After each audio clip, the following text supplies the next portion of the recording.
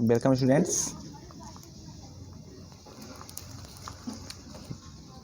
तो चलिए, आज संडे है तो आपकी एक छोटी सी क्लास आज लेते हैं, ठीक है।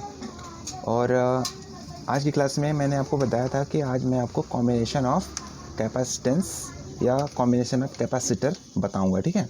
तो ये जो कैपेसिटर हम लोगों ने कल पढ़ा ना, और कैपेसिटर के लिए एक कैपेसिटेंस के लिए डेरिवेशन पढ़ा। वो डेरिवेशन था parallel plate combination, parallel plate का। तो पैरेलल प्लेट यानी कि समांतर पट संधारित्र जो था, पैरेलल प्लेट कैपेसिटर, उससे रिलेटिव एक डेरिवेशन हम लोगों ने पढ़ा था। इंपॉर्टेंट था, बहुत इंपॉर्टेंट था। और एक होमवर्क मैंने आपको दिया था कि डाइलेक्ट्रिक का इफेक्ट जो कैपेसिटेंस पे पड़ता है वो कैसे पड़ता है, उसका डेरिवेशन क्या होगा। तो आई होप आप लोगों ने इसको कंप्लीट कर लिया होगा, ठीक है, उसको कर लीजिएगा। तो आज मैं आपको बताऊंगा सिर्फ कॉम्बिनेशन ऑफ कैपेसिटर्स यानी कि संधारित्रों का संयोजन। क्या संधारित्रों का संयोजन कैसे किया जाता है, ठीक है। आज का टॉपिक है संधारित्रों का संयोजन। संधारित्रों का संयोजन यानी कि कॉम्बिनेशन ऑफ कैपेसिटर्स, ठीक है। तो कैपेसिटर्स जो होते हैं, इनका जो कॉम्बिनेशन होता है दो तरीके से होता है। जैसे रेजिस्टेंस में हम लोगों ने किया था ना, दो तरीके से कॉम्बिनेशन, एक पैरेलल कॉम्बिनेशन, दूसरा सीरीज में, ठीक है। तो इसमें भी दो कॉम्बिनेशन हैं, एक सीरीज और दूसरा पैरेलल का होगा, ठीक है। यानी कि पहला होगा आपका सीरीज का और दूसरा होगा आपका पैरेलल का। किसका होगा? पैरेलल का होगा। तो सीरीज को हिंदी में कहते हैं श्रेणी। क्या कहते हैं? श्रेणी। और पैरेलल क्या कहते हैं? समांतर। क्या कहते हैं? समांतर। तो श्रेणी क्रम संयोजन, समांतर क्रम संयोजन, series combination and parallel combination. तो ये कैपेसिटर्स का, ये जो कैपेसिटर है आपका ना, कैपेसिटर संधारित्र, इसके दो तरीकों से कॉम्बिनेशन किए जाते हैं, ठीक है। तरीका मैंने आपको बता दिया कौन कौन से तरीके हैं। पहला है श्रेणी क्रम और दूसरा है समांतर क्रम संयोजन, ठीक। तो चलिए स्टार्ट करते हैं। सबसे पहले हम लोग श्रेणी क्रम संयोजन और इसके बाद फिर करेंगे समांतर क्रम संयोजन, ठीक है। Let's start the topic. तो पहला है आपका सीरीज में। किसमें? Series combination. तो सीरीज कॉम्बिनेशन क्या हो जाता है? तो सीरीज कॉम्बिनेशन क्या होता है कि एक सीरीज में हम, चलिए पहले कैपेसिटर को हम लोग जोड़ते हैं और ये पता करते हैं कि सीरीज में कैसे जुड़ता है। तो चलिए पहले कैपेसिटर बना लीजिए। कैपेसिटर ये इस तरह बनता है। ये कैपेसिटर हो गया, दूसरा कैपेसिटर हो गया और ये तीसरा कैपेसिटर हो गया, ठीक है। तीन कैपेसिटर। यहाँ पे प्लस क्यू चार्ज दे दीजिए, इसको यहाँ से स्टार्ट हो जाएगा और इनको ऐसे आपको अटैच कर देना है। ये इस तरह अटैच हो जाएगा और लास्ट वाले को आपको क्या करना है? ग्राउंडेड कर देना है। क्या कर देना है? ग्राउंडेड कर देना है, ठीक है। चलिए अब क्या करना है आपको? यहाँ पे प्लस ध्यान दीजिएगा और इधर साइड माइनस चार्ज आ जाएगा। ऐसे इसमें भी प्लस चार्ज आ जाएगा और इधर साइड माइनस चार्ज आ जाएगा। इधर भी प्लस चार्ज आएगा और इधर क्या जाएगा? माइनस चार्ज आ जाएगा, ठीक है। और ये कैपेसिटर का नाम दे दीजिए। तो यहाँ पे C1 दे दीजिए, यहाँ पे C2 दे दीजिए, तो यहाँ पे C3 दे दीजिए। ये तीन कैपेसिटर हो गए। इनके पोटेंशियल डिफरेंस V1, V2 और V3, ये हो गए तीन कैपेसिटर। तो तीन कैपेसिटर C1, C2, C3, जिसके पोटेंशियल डिफरेंस क्या है? V1, V2 और V3, V1, V2 और V3 है, ठीक है। और देखिए प्लस क्यू चार्ज यहाँ से प्रोवाइड हुआ तो ये प्लस क्यू चार्ज हो जाएगा और यहाँ पे माइनस क्यू चार्ज आएगा। इसी तरीके से प्लस माइनस चलता जाएगा, ठीक है। तो कैपेसिटर का कल मैंने आपको प्रिंसिपल बताया था। क्या बताया था? प्रिंसिपल बताया था। ये बताया था कि पहली प्लेट को जब हम पॉजिटिव चार्ज देंगे, ये चार्जेबल प्लेट होती है। तो जो चार्जेबल प्लेट नहीं है, अनावश्यक प्लेट है ये वाली, तो इस पर क्या आ जाएगा? यहाँ पे नेगेटिव चार्ज अपने आप आ जाएगा, ठीक है। फिर वही काम आगे भी हो जाएगा। तो पॉजिटिव नेगेटिव, इस तरह से ट्रांसफर टू द कैपेसिटर ये आगे बढ़ता जाएगा, चलता जाएगा, ठीक है। बात समझ में आएगा आपको? डायग्राम समझ में आ गया? तो अब जो डायग्राम समझ में आया उसी को आपको थ्योरी लिखनी है, थोड़ी सी कंस्ट्रक्शन लिखना है। क्या लिखना है? कि तीन कैपेसिटर्स हैं, C1, C2 और C3 हैं, जिसके potential difference alternatively V1, V2 और V3 हैं। तो पहले वाले कैपेसिटर को प्लस क्यू चार्ज दिया C1 को, ठीक है। तो प्रेरण यानी कि इंडक्शन के कारण दूसरी प्लेट के आंतरिक भाग पे नेगेटिव आ गया, ये देखिए ये नेगेटिव आ गया आंतरिक पे, ठीक है, और बाह्य भाग पे पॉजिटिव। तो फिर इसके बाद जब C2 पे जाएंगे तो यही काम C2 पे भी होगा, फिर C3 पे भी जाएंगे तो C3 पे भी यही काम होगा, ठीक है। तो ये हो गया आपके कैपेसिटर्स और उनके चार्जेस कैसे इसमें डिस्क्राइब हो रहे हैं, ठीक है। अब क्योंकि जो पहला देखिए ये जो पहला कैपेसिटर है इसका संबंध दूसरे कैपेसिटर से डायरेक्टली है, ठीक है। तो प्रेरित जो पॉजिटिव चार्ज जो हम लोगों ने पहली प्लेट को दिया था वही चार्ज दूसरी प्लेट पे चला जाता है, स्थानांतरित हो जाता है, ट्रांसफ़र हो जाता है, ठीक है। ध्यान दीजिएगा कि पहली प्लेट को पॉजिटिव चार्ज दिया प्लस क्यू यहाँ पे, ठीक है, तो पॉजिटिव इधर आया और दूसरी प्लेट के आंतरिक भाग पे क्या आ गया नेगेटिव चार्ज आ गया।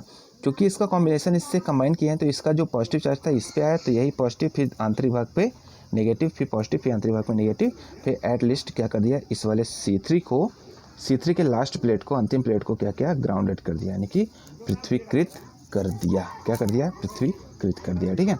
इतना करने के बाद इतना लिखेंगे आप, लिखने के बाद फिर क्या करेंगे, इनका निकालेंगे पोटेंशियल डिफरेंस।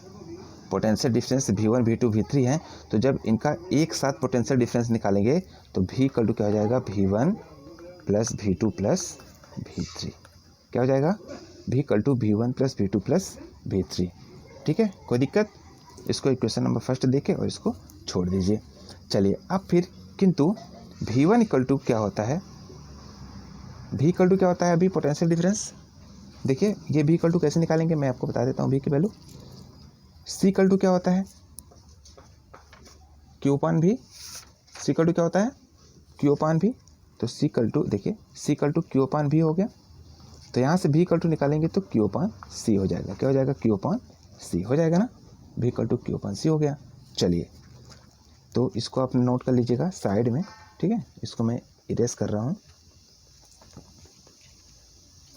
तो ये हो गया आपका, तो चलिए यहाँ पे डायरेक्ट V की वैल्यू मैं रख रहा हूँ, सॉरी फॉर द डिस्टर्बेंस, यहाँ पे मैं V की वैल्यू रख रहा हूँ। तो V की वैल्यू क्या हो जाएगी, एक तो Q अपान C हो जाएगी, V1 की वैल्यू क्या हो जाएगी, Q अपान C1 हो जाएगी, V2 की वैल्यू क्या हो जाएगी, Q अपान C2 हो जाएगी, और V3 की वैल्यू क्या हो जाएगी, Q अपान C3 हो जाएगी, क्या हो जाएगी, C3 हो जाएगी। देखिए यहाँ पे जो चार्ज है, चार्ज चेंज नहीं हो रहा है, ध्यान रखिएगा, चार्ज चेंज नहीं हो रहा है। क्या नहीं हो रहा है, चार्ज चेंज, क्योंकि देखिए अगर हम Q चार्ज पॉजिटिव पहले वाले को दिए थे तो दूसरे वाले में भी Q ही जा रहा है, तीसरे वाले में भी Q ही जा रहा है, यानी कि पैरेलल में सीरीज़ में चार्ज एक ही है, और Q1 Q2 Q3 नहीं होगा, यहाँ पे केवल कांस्टेंट चार्ज रहेगा Q तीनों के लिए, ठीक है।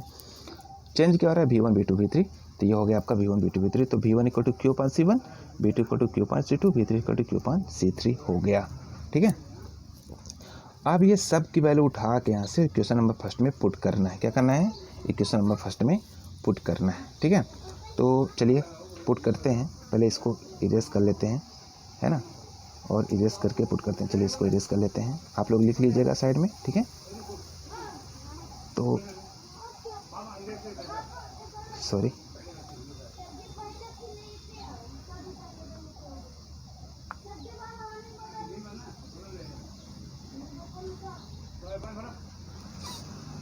लिख लिया।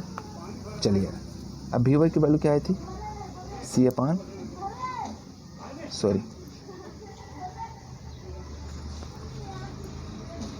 Q upon C equal to Q upon C1 plus Q upon C2 plus Q upon C3, ये वैल्यूज आई थी।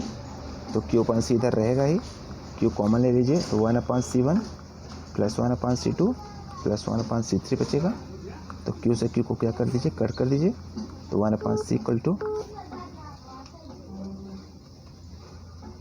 1 upon C equal to 1 upon C1 plus 1 upon C2 plus 1 upon C3 क्या जाएगा, 1 upon C equal to 1 upon C1 plus 1 upon C2 plus 1 upon C3, ठीक है।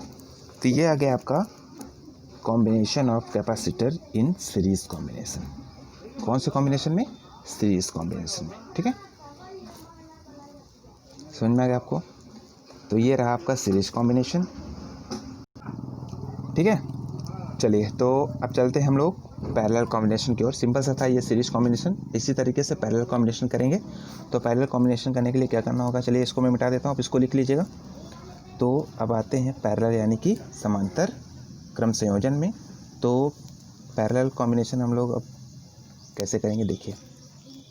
Capacitor 1 बनाया, 2 बनाया और 3 बनाया, ठीक है। 3 कैपेसिटर बना लिया, ये कंबाइन कर दिया, ये कॉम्बिनेशन हो गया इसका, ये कंबाइन कर दिया, ठीक है। यहाँ से इसको ग्राउंडेड कर दीजिएगा, यहाँ पे पॉजिटिव क्यू चार्ज दे दीजिएगा, ठीक है।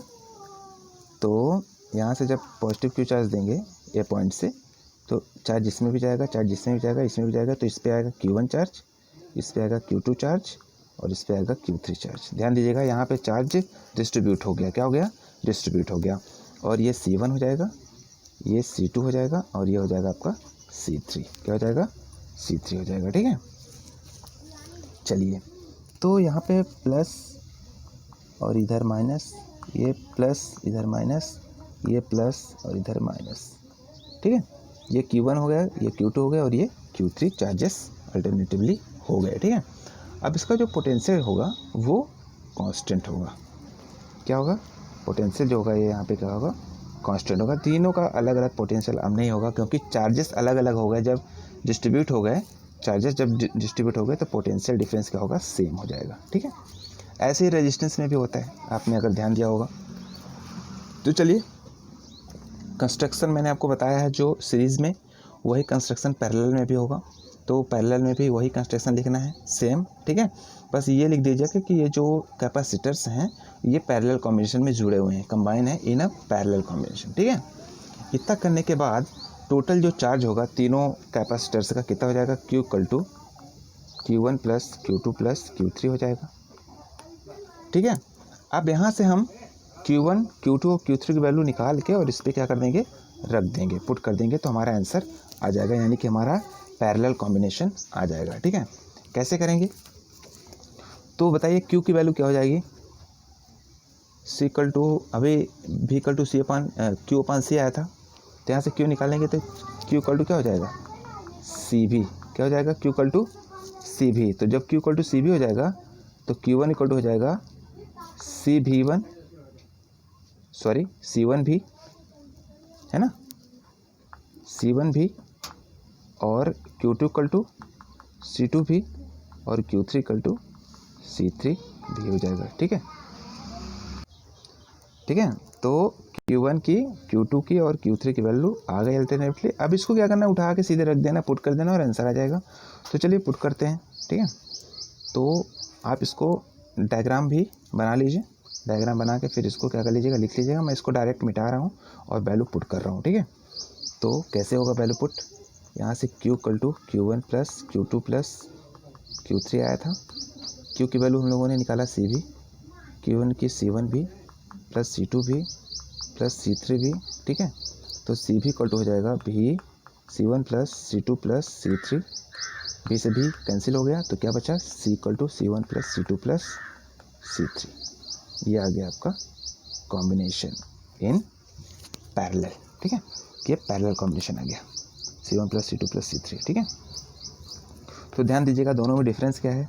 सीरीज़ वाले में क्या आया था, 1/C = 1/C1 + 1/C2 + 1/C3, और पैरेलल में क्या आया, C = C1 + C2 + C3। क्या अंतर है दोनों में, कि इसका जो सीरीज़ में जो C का इन्वर्स होता है उसका जो अलजेब्रिक एडिशन होता है वो आपस में इक्वल होते हैं, और पैरेलल में डायरेक्ट C का जो अलजेब्रिक एडिशन होता है वो आपस में इक्वल होते हैं, ठीक है। ये दोनों डिफरेंस है, इसका इन्वर्स का और इसका डायरेक्ट, ठीक। तो ये रहा आपका कॉम्बिनेशन ऑफ कैपेसिटर्स। तो ये छोटा सा टॉपिक था आज के लिए, तो आज बस आपको इतना ही पढ़ना है ना, और इतना आप कंप्लीट कर लीजिएगा। इसका कंस्ट्रक्शन के साथ बुक से देख के कंस्ट्रक्शन लिख लीजिएगा, ठीक है। फिर इसको हम लोग आगे क्या करेंगे, डिस्क्राइब करेंगे, ठीक। और आगे जो है एनर्जी स्टोर्ड इन कैपेसिटर, तो कैपेसिटर में कितनी एनर्जी स्टोर्ड होती है, फिर रीडिस्ट्रीब्यूशन चार्जेस का, इसके बाद बॉन्डिंग गैप जनरेटर, इसको कल डे में पढ़ाएंगे, ठीक है। तो ये हो गया आज का आपका ये video. Okay, thanks for watching the videos, thank you.